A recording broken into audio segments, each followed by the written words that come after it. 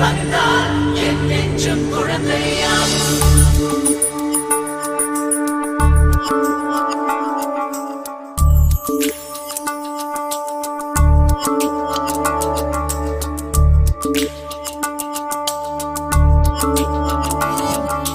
விழியில் ஒரு விழியில் வந்து வீழ்ந்தேன் அந்த நொடியில்